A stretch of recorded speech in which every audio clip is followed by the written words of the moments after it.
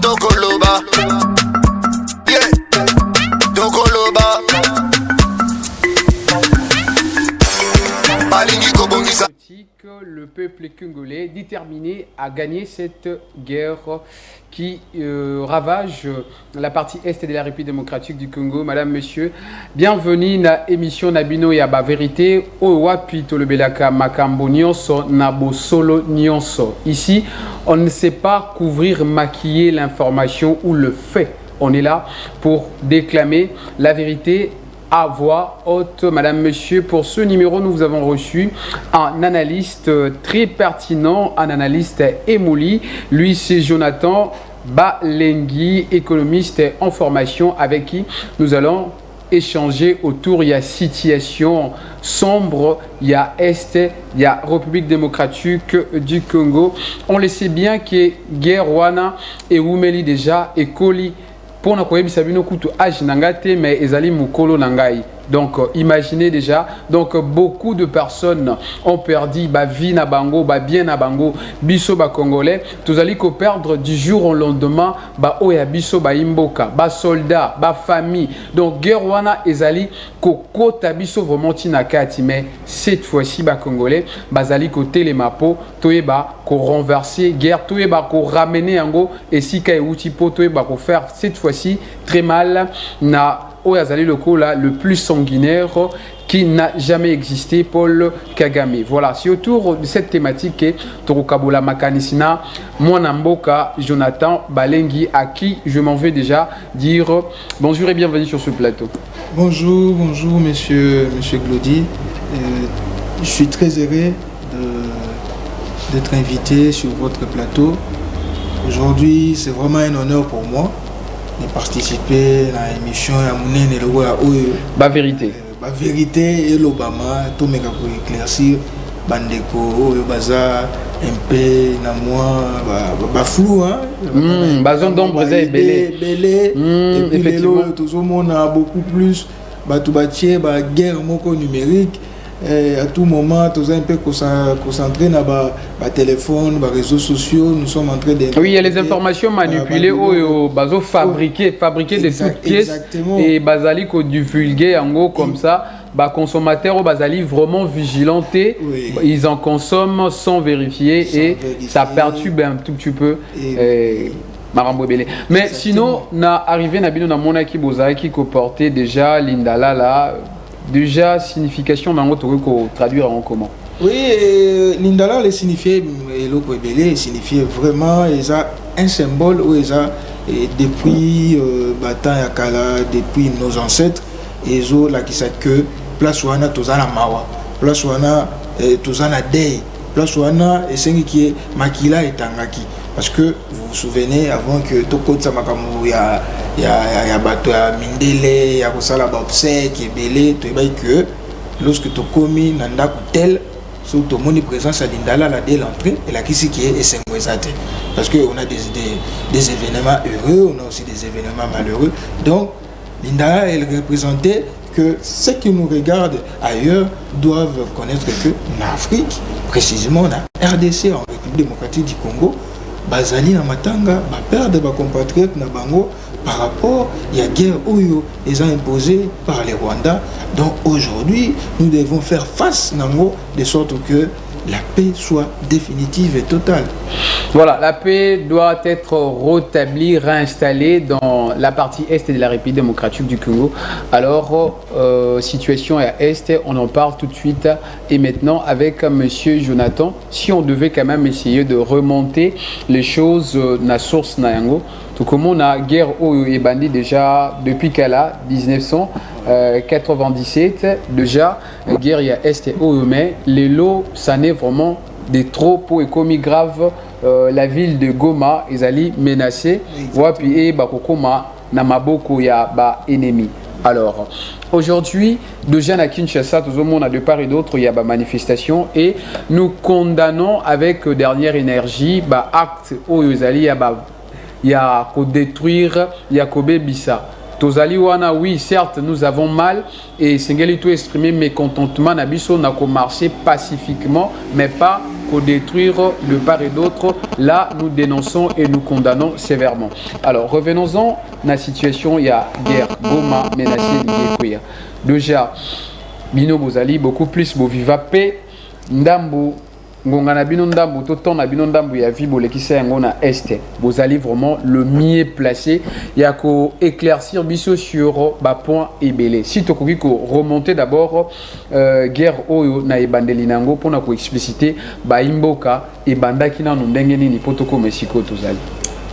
L'histoire est très très bel et bien connue depuis début ya makambo oyo tozo subir lelo avec le Rwanda et surtout mais qui un peu tozonga moi kala nous savons tous que na niveau ya Rwanda bazana des tribus bazana le Batutsi bazana ba Hutu mais sans oublier que ce sont des Hutus qui sont des propriétaires de terres comme des Bantous lokolanga na yo mais il s'est fait que aux temps anciens nous toyebi avec des peuples nilotiques de temps en temps comme des nomades, on peut appeler ici parce que Bazaki n'a pas place fixité. Il s'est fait que Bazo Kita, si on essaie un peu de remonter dans le niveau à nord, vous verrez l'Éthiopie, Bazaba Nilotique, évidemment. Bazana ressemblance. Alors Basala qui système yako bandako tikakandambu ya population na bango dans chaque partie de l'Afrique et chercher aussi une terre où ils vont s'installer. Selon l'histoire, nous savons très bien, dans des années 90, il y a eu déjà préparation, il y a Kagame comme rebelle pour que Ameka envahir terre, il y a Rwanda où il y a Azaki préparé mais pas banane. Exactement, Azalaki préparé, c'est un monsieur qui est déjà rebelle depuis longtemps parce que à préparer Batounaï, ce sont des hommes, mais en envoyant que des femmes. Ah oui. Oui. Les femmes, Bassi Nabango de Nilotique Baya, va s'installer au Rwanda. Mais vu que les Bantous, Bazaka beaucoup plus de peuples morts, Bazar hospitaliers, comme des Congolais et des Hutus qui étaient là à l'époque, Bayambaki, Bassi Nabango, on les a installés au niveau de Rwanda. Tout en ne pas savoir que il y a Kagame avec la troupe naïe, Bazo préparé pour que ça la chute. Donc il y a une stratégie pour regagner le terrain. Exactement, stratégie soit qui vraiment tend jusqu'au point que les Hutus se sont habitués à Batutsi avec leurs femmes, et Bambisani, et Babala qui me Babali, ils ont formé des familles là-bas. Après quelques temps, si on essaie un peu pour que tu gagnes. Brièvement pour gagner temps. Brièvement, il y a eu le président qui était à cette époque-là à Biarimana, Azaki Nalivoa Kinshasa avec le président. Le fait Mobutu. Le fait Mobutu. Et à son retour, son avion a été abattu par les troupes de Kagame. Ah bon? Oui. On déplace, il y a conquérir le pouvoir. Tant que Azaki abattu et qu'on crée un génocide au niveau de Rwanda et que entre les Tutsis et les Hutus, comme et c'est par là que Kagame a ça l'effort, il a installé le pouvoir. Il y a un régime sanguinaire. Sanguinaire. Donc, Makamunaye et Banda vraiment un peu moins kala. C'est par là que lorsque le peuple Hutu est trop menacé par un génocide, sous l'ordre de fait Mobutu, à grande barrière où ils sont situés juste ce que il y a hôtel Iousi, il y a grande barrière, on a grande barrière et petite à Fongola Bangonzela pour que donc il s'est réfugié par la Bisso et on n'avait pas assez de place où il faut garder Bango mini va s'installer côté à parc national de Virunga. Alors rapidement, déjà Kagame a s'installé. Alors qu'est-ce qui l'incite Yakoyako Lukaku à ravir Bater na territoire Nabiso? Ravir Bater, ils ont un peu, ils ont un problème beaucoup plus politique. Nous n'avons pas oublié que monsieur le fait Laurent Désiré Kabila a préparé après il s'achète il y a Mobutu. Mobutu. Alors, il n'y a qu'un seul peuple, c'est Donaki, c'était des Rwandais. Moi, mélange mouké, il n'y a pas Burundais. On les accompagner qui pour exécuter plan jusqu'à ce qu'ils exécutent plan nous le savons très bien jusqu'à ce que bakoma na Kinshasa le fait Mobutu qui déjà na état moko ya maladie et ça a vu que les pays a été déjà envahis et tout aye ko joie pouvoir voilà même si tobenga ngo libération dans ce sens-là on a été libéré juste par la dictature mais le grand nombre il y a population rwandaise et elle a été et travers ça qui déjà par coalition qui entre nous et na Rwanda pour que bah quoi ça pouvoir il y a Mobutu et voilà après wana tout moni musée s'installer tout bengani ba rwandais les Titi Mouzé assassiné, Kabila au pouvoir, en plus 4, là c'était entre nous Congolais, et ensuite, Rwandais ont réclamé. Les Rwandais, oui, bien sûr, les Rwandais ont réclamé parce qu'il y a eu des accords signés, il y a toujours contrepartie. Lorsque nous essayons de mettre un contrat en exécution, il faut tout à la contrepartie, c'est-à-dire, il y a gagné, alors, tu vas dire que nous avons besoin de pouvoir. Une partie des terres qui est le nord qui vous va annexer côté Nabango mais ces accords n'étaient pas respectés na côté Nabiso où il s'allait que et comment à tout moment ça la rébellion contre nous pour réclamer cela mais toutefois ne pas oublier que 2 345 410 km² et la terre de nos ancêtres et un patrimoine Nabiso national donc s'il y a eu des accords avant mais ces accords n'ont pas pu aboutir. Donc, nécessairement, nous devons être là pour sauvegarder cette souveraineté nationale. Allez, entrons dans le détail. Il y a intensité, il y a affrontement. Il y a 2013 au Wapi Nassima, rebelle, il y a M23, qui de fait, lors du règne, il y a ex-président Joseph Kabila. Et après, qu'est-ce qui s'est passé pour na biso déjà te longa qui est-ce que les ali négligence n'a pas na biso il y a kolonga déjà et après les lots sous tout monde na air to na ngonga ya président Félix Tshisekedi groupe pour rebelle wana ba ko renaître na lo disparition na ba bazaki déjà de fait disparu na ba cendre na ba c'est renaître négligence n'a pas il y a côté sécurité na biso to ezali kaka makambo ya bayi politique nde ezali kokocha confusion na batro. Oui, nécessairement nous ne devons pas oublier que les lots ce qui guerre est comme na ba niveau oyo parce que dans notre pays la politique prime un peu na ba domaine nyos mais lo ba ici politique partout politique et comme qu'on soit même ordre et senga qui est mais bâtir politique au-dessus. Yango moni lelo et intensifier encore bilo. Nous ne devons pas oublier que cette guerre n'a pas commencé aujourd'hui. Quand on dit M23, c'est un mouvement du 23 mars. Ce mouvement a commencé depuis 2013, 12 déjà et Bandaki. On a eu la première guerre à M23 jusqu'au point et Silaki avec le feu Mamadou Mustafa qui a été le chef d'opération militaire à cette époque-là, dont Ngamoko qui vous parle là, Nazalaki, à ce temps-là, pendant cette guerre, du début à sa fin, on a y a participé dans la province à Nord Kivu. Vous voyez. Donc, restons seulement dans le dossier Wana Mamadou. Azaki donc Yazaki des maîtres et opérations. Alors, Azaki peine à équipe naïe. Combien même il y a Zalité? Est-ce que l'équipe on a le lot pour fournir quoi avancer la stratégie ou un pour le lot bisoto et bako ça le coup là-bas? Non, la stratégie est vraiment possibilité pour que et se mettre en place comme avant.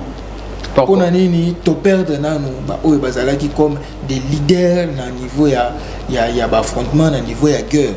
À cette époque-là, il y avait le président honoraire qui est Joseph Kabila avec le chef d'état-major Didier Tumba qui dirigeait l'armée à cette époque-là où tu as nécessairement qu'il y a chaque province niveau chef-lieu, tout ça beaucoup plus au niveau armé, où babengi chef, il y a commandant région, c'est-à-dire celui qui coordonne au niveau province.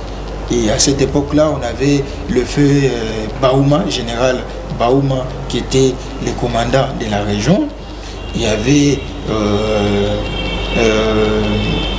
le colonel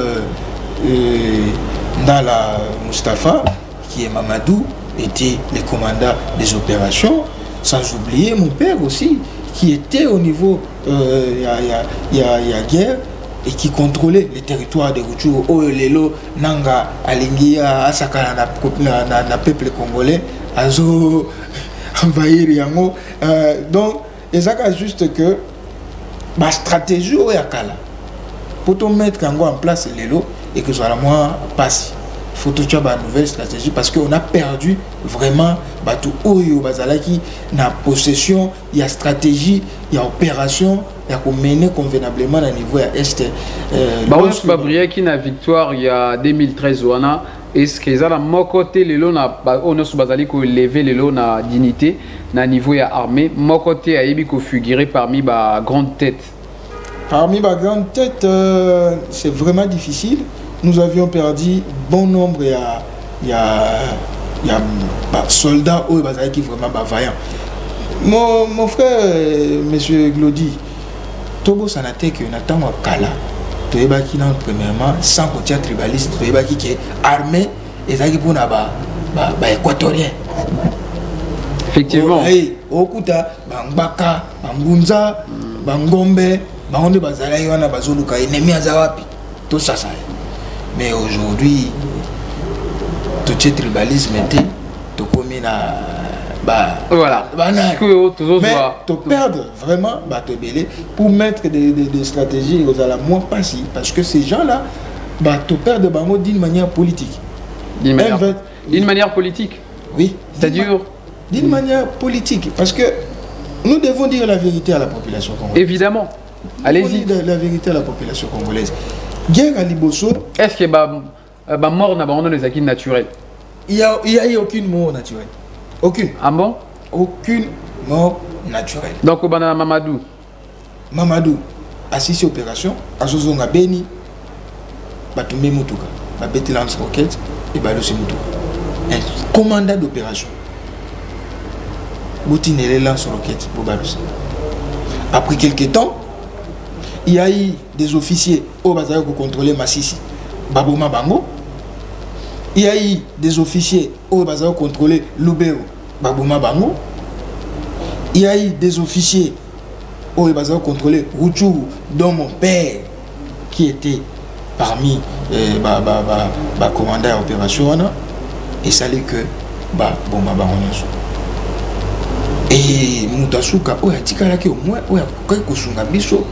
que va placer certaines stratégies où tous les pas c'était Baouma. Baouma, quelque temps, santé, évacué à Kinshasa, Afrique du Sud, si je ne me trompe pas, et puis tu perds d'ailleurs. Il y a pas conditions mystérieuses. Exactement, même pas conditions mystérieuses. Nous devons dire la vérité à la population congolaise, c'est par les poisons. Par les poisons. C'était au niveau, est-ce que Zaki n'a bisomo et où t'as un bisomo en ambokato de l'extérieur? Na pays na biso n'engue toza boye, ba très très baza musikate. Toloba ngo beaucoup plus lorsque mutoko bomayo ne mutoza ne pembeni. C'est-à-dire toza na ba problème mingi ezo utana à l'interne. Pour défendre l'intégrité territoriale, il faut to banana na kati.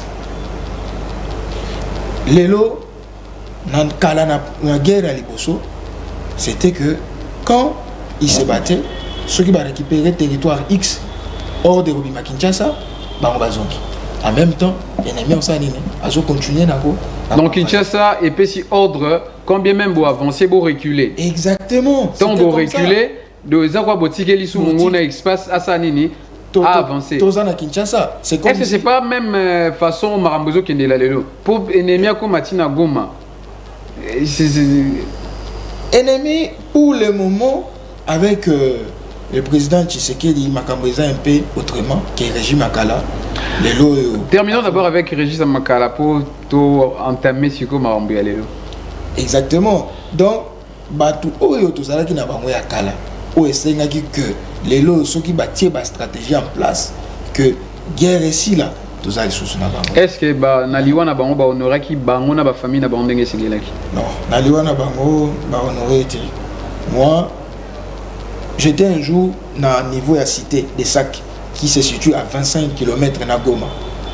Parce que Goma est comme au centre. Du côté gauche, tu as Sake, Bandi, Massissi, Komata. Du côté droit, tu as le territoire Rutshuru et puis les autres territoires. Moi, j'étais à Sake. À cette époque-là, je donnais cours dans une école située dans le niveau Sake. J'ai été appelé que non, Papa Nayo en rentrant dans le niveau Rutshuru parce qu'il y a une base militaire au Rumangab qui se situe dans le niveau du territoire Rutshuru où il devait s'installer avec ses hommes et puis à déployer Batumsous jusqu'à atteindre la frontière. Il y a Bissona Ouganda qui est au niveau de Bunagana. Et vu que toute ce qui est politique, dans Makambo et Taligé, tout perda qui est, mais après ça, on n'a même pas pu l'enterrer dans le niveau de Goma. Parce que dans Zéla Mobimba, moyens à la insécurité côté qui. Ces gens, oyo to bengi lelo FDLR depuis Kala to tourna ki bango le susukano causé par quoi? La politique, causé par Kinshasa. Donc to balu kele balié na biso à l'époque. Aujourd'hui on a des Wazalendo baye lelo ko soutenir FRDC, oui, mais à cette époque là to zala ki pe na ba oyo to bengi FDLR. Bien sûr que ce sont des Hutus oyo ndambu babima on a année 1994 oyo to fungolaki bango porte to yambaki bango ba s'installaki et puis ba formaki mouvement de Force démocratique pour la libération du Rwanda, c'est-à-dire mabele na bango eza Rwanda bango ba yebi que le peuple qui est resté au niveau du Rwanda baza malmené par des Tutsis, mais un jour dans leur espoir ba ko reconquérir mabele na bango yango ba s'installaka lorsque ba mona ki pe FRDC à cette époque, Bazalaki, toujours Makassi, Tilelo, FRDC, et ça toujours Makassi, nous devons soutenir notre armée. Sanganaki na bango, Tobunaki, parce que l'ennemi a commencé ti na Goma. Pour la première fois lorsqu'on a eu ces mouvements à niveau à notre territoire, et Babunaki na bango. Mais après ça, l'injonction est Uta Kinshasa, à l'époque avec l'ancien président, que non, de tourner les canaux vers ces gens qui nous ont aidés aussi. Déjà et après... était directement conflit, dans le même sol, entre FDLR et forces armées. Après avoir conquérir M23, est-ce que les militaires bazaki honoré comme il faut et briaki na victoire wana après dossier na bango mystérieux ndenge komaki, est-ce que la famille na bango ezaki honoré? Ce que j'avais dit au départ d'abord, mais tokoka qui n'a été pour enterrer na ba condition malamu oya zalaki moko ya baye babundaki pour l'école ya ba oya mipesi pour l'école oya se sacrifier jusqu'au à donner sa vie pour la patrie ba honoraki à côté bakunda même malamu te bango malamu te sous nos efforts. Imaginez des officiers enterrés par des propres familles, y compris quelques soldats. On n'avait eu que des promesses en disant que non, nécessairement, pour soutenir la famille, ce n'était pas ça. Encouragement, lorsque dès son vivant, na bande comme Soussou.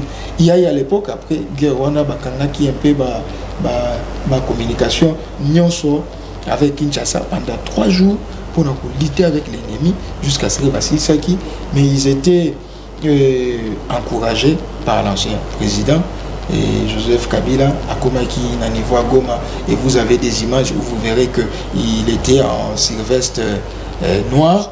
Azo salué officier Nyonso Oyo Basala qui est fort pour que Kimé Zalana Nord Kivu. Et je me souviens, il faut toco sa population parce que beaucoup de gens basant à niveau qui baso ça la banalise na bandenge na.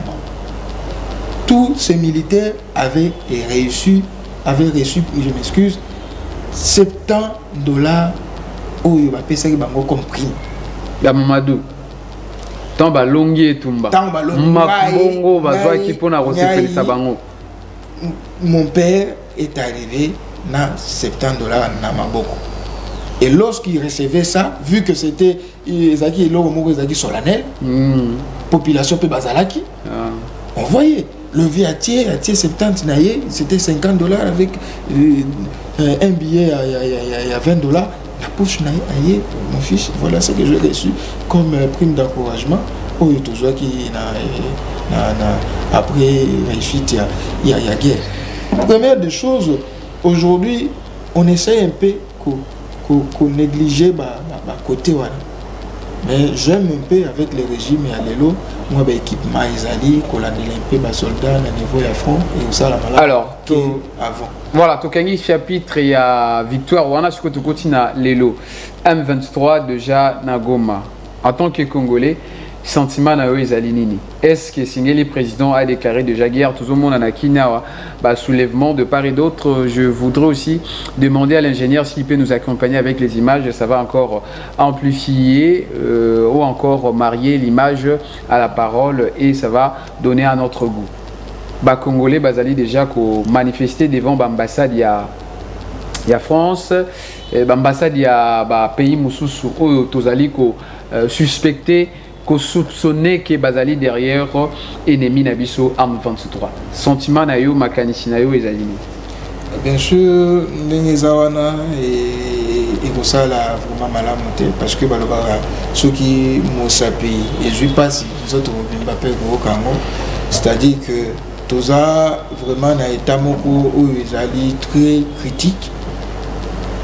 Les lots ennemis a commis na Goma parce que tout ça a 20% les lots il y a occupation na bango mais tout ça a toujours coupé sa force na FRDC où il y a lutter du jour au jour pour rétablir paix et la durable et la paix définitive sans oublier on a biso bazalendo on peut monaki que non pour que tika été tout sunga FRDC tout amona na bango elengo de sorte que kimia ekota na mboka yango to senga que tous na bango eza situation moko oyo to kamwa lelo te mais to tia nyonso kaka te ke nzamba kosala non eza na biloko mosusu to meka kaka eza na part ya nzambe part ya nzambe ezali nzamba sala déjà part na ye apesa biso ba richesse apesa biso conscience apesa biso pe lisusu capital humain ebelé. Nous sommes à plus de 100 millions d'habitants. Tout mon nom échelon par échelon. La minute au peuple Sengeli à Salani. La minute au peuple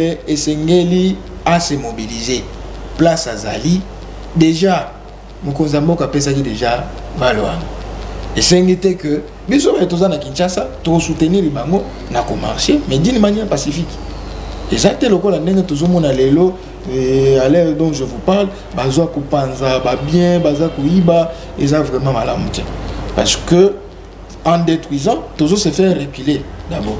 Oui, on régresse. Oui, et directement et bisonne to comme va perdre. Mais tout ce que auto senga na Mokonzamboka, et ça tout déclaré guerre officiellement. Na Rwanda. Na Rwanda. Est-ce que tous en ba mando kiwe Sengeli na bato Sengeli ba manier mando kiwana? Komanye mandoki eza likamute. Eza likamute komanye mandoki eza likamumoko te parce que na FRDC tous en a trois forces. Tous en a force terrestre, tous en a force maritime, tous en a force aérienne. Ba force union soana il faut sangana pour que to rétablir paix et la durable. Le loyo ceux qui te déclaré guerre. To bosanité que embargo tout ba souleva. Tous en la possibilité il y a qu'on joue armée à Sika tous en a basuko tous a paix na ba arme minene et aussi avec Mokonzamboka équipement ya ba soldats ezakitoko lelo eza lokola kalate M23 liboso to komona ba papa bazoka ne bitumba tenir c'est pasuki mnase à la ticket ya civil likolo la titeni eza sous bomoté c'est-à-dire que la RDC est prête à combattre jusqu'au sacrifice suprême lelo Rwanda is a pays muke même ceux qui toki na mwana muke ozo benga c'est tala pays oyo ya monde ezo tungisa ya biso imagine mwana olobani vraiment kaka oyo muke oyo ya monde ezo tungisa biso. Nous devons faire la guerre avec le Rwanda. Nous ne pouvons pas rester là kaka na niveau ya défensif. Non, aujourd'hui to komi na Goma, c'est-à-dire il faut token Gomeza pembeni na Gisenyi leur province Gisenyi tokota Rubavu 2 heures du temps kutu toko komati na Kigali to bangelo ko moté on a beaucoup to sengi mingi et communauté internationale Union européenne baza financier alors to bossa na te que ba tuana pe ba puissance wana pe baza pe na ba puissance mususu pe ba banga. Et la RDC est au centre, il y a biloko nyonso ba puissance wana ba salaka pona ba arme wana, nous possédons ça. C'est-à-dire que quand on va déclarer la guerre, nous aurons toujours un soutien et toute la population tellement jusqu'à ce que pèse à la guerre. Population s'est mobilisée, mais quand même population wana aza je dirais partagé na ba discours il y a ba politique, il y a mboka. Bao bazali lokola na opposition o bazali contre pouvoir bango bazali ko kanisa ete ko ya Congo ce qui le Congo ezali na maboko ya banguna que le président Félix a échoué bango ba ko gagner quelque chose nzoka biso nyonso toroye ba comme esclave alors ba peuple wana bayoki la kezana ba imboka ya politique msusu soki ba telemi ba lobby discours peuple ayoki la bango mais discours na bango ezali vraiment ko balana te na oyo biso tozali kolinga po to bundela mboka na ba politique ya bongo makanisi na yoto message ni okoki ko adresser pa na bango message exact que merci pour la question de Claudie message exact que tozala kaka na unité et loko zo boma biso lelo bokabwani ceux qui n'écoutent pas les États-Unis, à se présenter, je suis américain. Ceux qui n'écoutent pas les Français, à voyer ça qui naza français.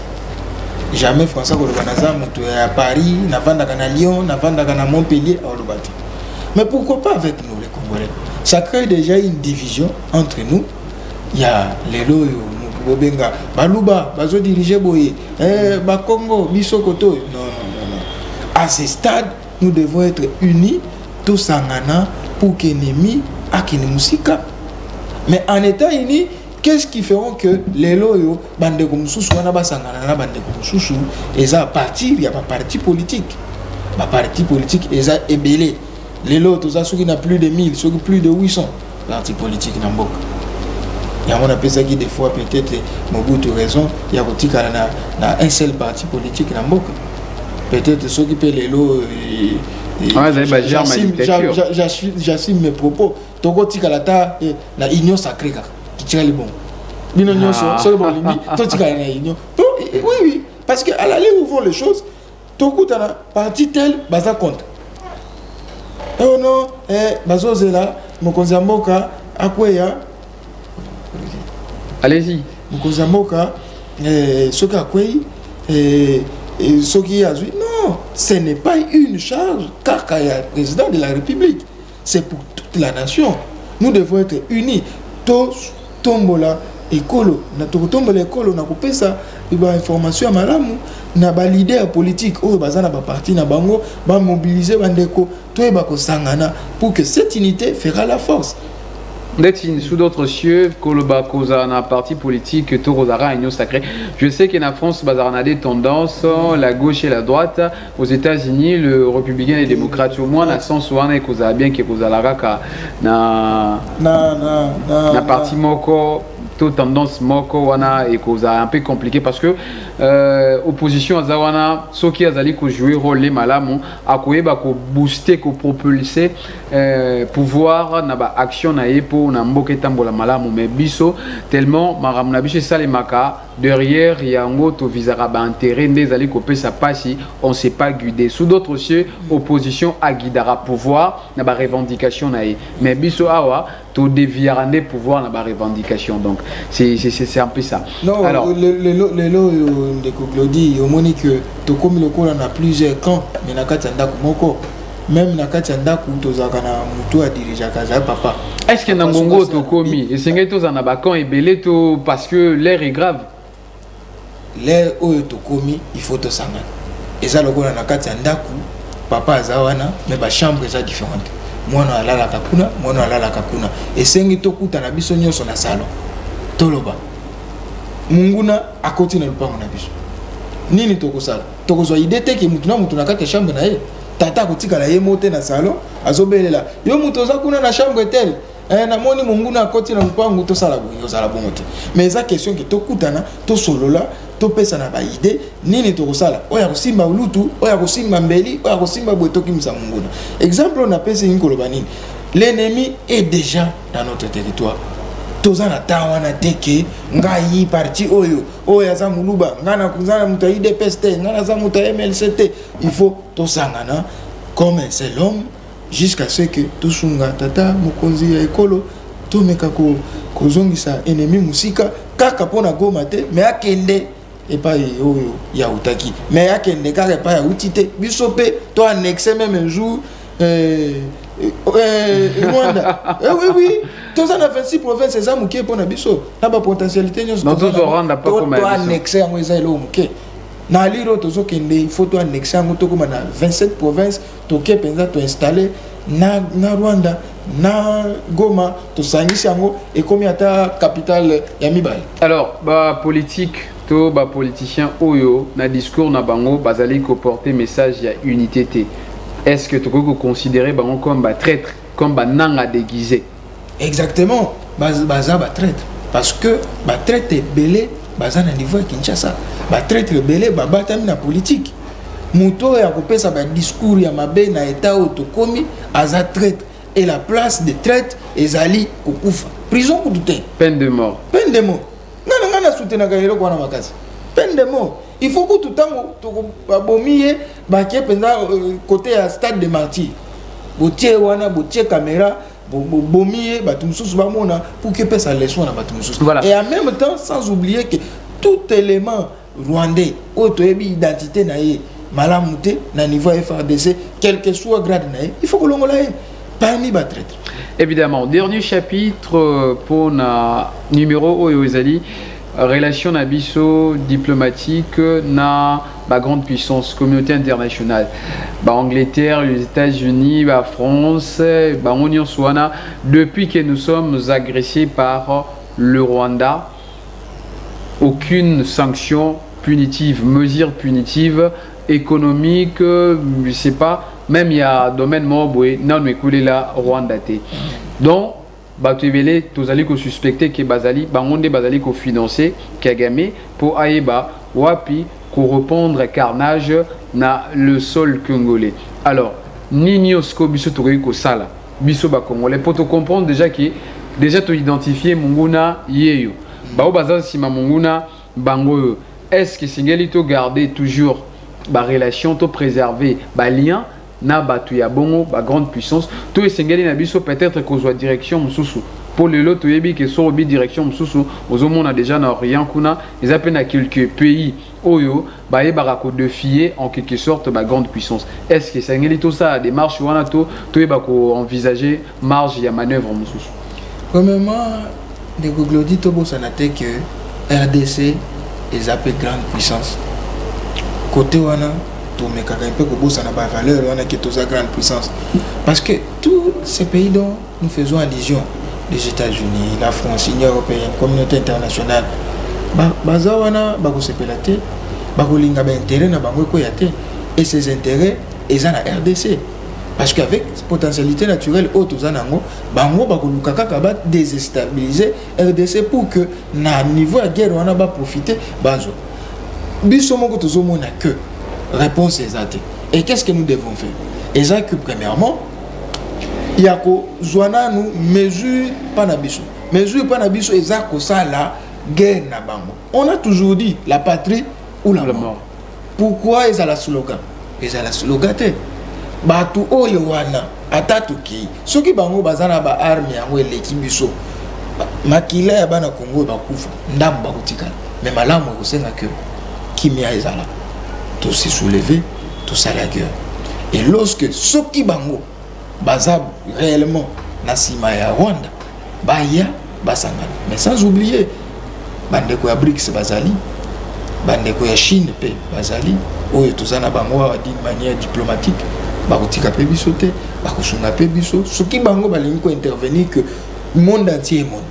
Si c'est, et l'autre senga izana na eloko ya liboso kobangate tant muta répondre peut-être à monique bino bozuna no mesure te mesure pas na biso peut-être ozalaki na niveau kaka ya ko défendre mais tant que tu as ba koti ndenge lelo que ba yoki pe gisenye ningani giseni pe ndenge tozolo ba boye bakangi bisaka na bango bazokende vers Kigali ni ko lakisaki ba yoki pe guya be ya lisasi po bango pe bayoka kaka kuna na RDC boye bazobunda bango pe population bango bayoka biso pe to se mobiliser to kota sima FRDC bango liboso biso na sima to sali et puis bango oyo bazolinga kopesa ya noter pour na biso ko sanctionner bango bakoya et puis bako yeba nini ko so ba nouvelle sanction parce que aujourd'hui on dit le Rwanda premier producteur ya coltan na solni au Rwanda zanango pour que azala producteur ya biloko Rwanda azosala ba téléphone azosala ngona coltani volé par la RDC volé en RDC tué depuis année 90 ti lelo to continuer kaka décennie toujours le bakaka pona mutumoko non on doit arriver jusque là to kanga na yemoko Kagame total sikoyo communauté internationale ango Union européenne soki oya kolongola ye to kosekusaye tant biso congolais tant to telema pona ko. Dernière question, peuple azali qui a insulté le commandant suprême, le président Aebako déclaré officiellement guerre contre le Rwanda. Peuple azali qui s'engager qui a quoi accompagner ba militaire na biso, mais est-ce que peuple wana ko koma au bout ya engagement na yepoto yebi peuple 2-3 jours ce qui azali affamé et comme un problème même pour revendiquer loko ezali nécessaire ou ezali constitutionnellement garanti. Est-ce que ekozalate ko tindika président la décision ou ekomemela biso susu ba retomber néfaste lobby Nego Glody les loyo retomber ça déjà balobaka ete soki mabe déjà ezali il faut kolandela ngo mpona kosilisa toza déjà baretombe ezali susu ya koloba te tozomona lelo malgré toza na Kinshasa tozomona bandeko bazokufa tokontinue bongo te déjà ndenge bandeko bazokufa ndenge bato mikolo nyonso bazopille mboka na biso bazoyiba richesse na biso to déclarer guerre tata mokonzi ya mboka ngai nazolobela yo na kosenga na yo soki ekokoma place ozali tozozela lelo olobela nation ngai na kosenga odéclare guerre na Rwanda biso sima FARDC tokoya. Nous sommes des victimes de ça, on a vécu ça va continuer jusqu'à quand? Jusqu'à quand? C'est ce que tout le monde déclare. Alors, je crois nous sommes arrivés presque à la fin. Je vais décrocher de vous un dernier message pour Naba Congolais. Nyonso Bazali Kolanda Biso, Liloba Yasuka, un message poignant pour nous témoigner votre soutien Naba FRDC pour nous mobiliser, pour sensibiliser PP Play, pour se liguer derrière Mokonzi Mboka pour nous koyeba ko bundape kolonga bitumba. Dernier mot, nous premièrement na baï politique et si Bozali, tu as vu que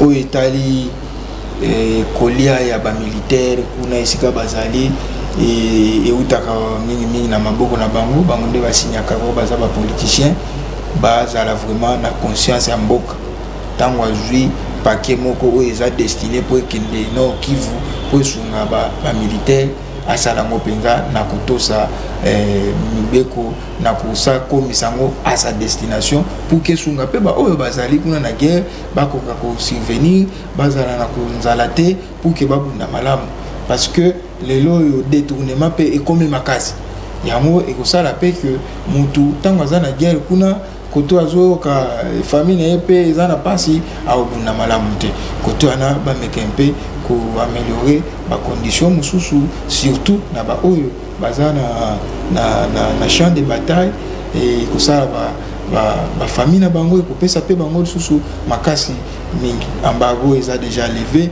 to somba lisusu plus d'armes oyo ke et sécuriser mboka na biso sans oublier que lelo yo pays eza moko oyo ezo agresser biso tozana neuf. Ça n'est pas oublier que la frontière il faut aussi tout renforcer encore plus la sécurité au niveau de la frontière pour que permettre que l'ennemi mususu ameka kotate mutunyo so oyo aza na niveau interne tozala bomoko tosolola un seul langage oyo ezaki ya kozala divisé te oyo akopesa ba fausse information te akopesa ba faux espoir te de sorte que les choses s'améliorent encore plus davantage na niveau mboka na biso mais population congolaise oyo tozali lelo bazosenga mokonzi ya mboka a déclaré biso guerre parce que tozana état lisusu te ya kotala libongo na biso ono tozana nzala tozana nini la patrie ou la mort elingi kolakisa kie tosala guerre nasepelaki l'autre fois na sorti ya mokonzi ya mboka alataki chemise ya rouge elingi kolakisa kie makambo eza vraiment mabe makasi c'est-à-dire que nous qui sommes ici à Kinshasa les lots bandi na mobilisation les lots telemi isengi tout telema pe d'ici qu'on se retrouver au niveau de Goma dans la commune ya Karisimbi commune ya Goma et là on se okuta nango ennemi place azali dénoncer ba autorité militaire bazali bayeba kubimisa bango bayeba ko exécuter ba misusu la kiki voisin na posa ya ba traître pour que boma bango babwaka bango FRDC eza makasi tozala sima na bango totombola ekolo et puis qui m'écoute. Merci beaucoup. Je vais finir avec c'est pas une citation mais Nzete ya kombo ndenge ezaka molai ebukanaka facilement. Ou ebukanaka facilement soki eza yango moko. Mais soki basangisi yango ebele kobuka yango ekomaka problème. Peuple congolais, l'heure est grave. Ngonga oyo tokomi esengeli na biso nyonso toyeba kosangana lokola moto moko po toyeba kobundela ekolo. Bendele koya te po tozali kaka se na mboka oyo moko mboka mosusu tokozwa yango wapi esengeli totelema mutu na eloko asala koza musicien yembela pona mboka. Voilà contribution na yo. Ozali journaliste panza sango ya malamu et surtout je vais vraiment tirer votre attention sur information. Ils en a batumsu bazozwaka ba image ya kala. Azui image ya kala ba marié yango na maloba ya lelo ale bazui ba tindi yango na ba réseaux sociaux. Donc pollution, il y a information faux. Peuple congolais à comprendre que en dehors il y a guerre militaire, il y a guerre, il y a mando qui tozo sala, tozo appelle la guerre au babengaka ya communication. Na guerre ya communication, bako luka bando ko flouer, bako ye bando ko fabriquer ba information ya lukuta pour bako fragiliser, ko déstabiliser, ko semer la terreur et pas ya ba congolais na ba o bazali lokola ba militaire. Alors biso sengeli toza la vigilant, ko partager ko ba message ya aux annonces sur na yango te ba information za sur na ba source na ngote yeba ko zala na kenge pona ko partager yango. Donc sengeli to yeba ko accélérer ou encore ko activer vigilance na biso poto yeba ko mettre baninga na biso ba congolais à l'abri ya ba menace nyonso munguna azali ko bongisa pona ko yeba ko déstabiliser mboka na biso. Allez, numéro ya lelo esili to kokuta na mokolo elandi. Que Dieu protège et bénisse ces pays et que la paix quitte nos esprits. Au revoir. Peuple congolais, peuple à Lumumba, Onyoko Miminge, na mabele na yo, mabele tonda richesse, et tonda ba minere, mais peuple à Onyoko ma, ils a pas si benza.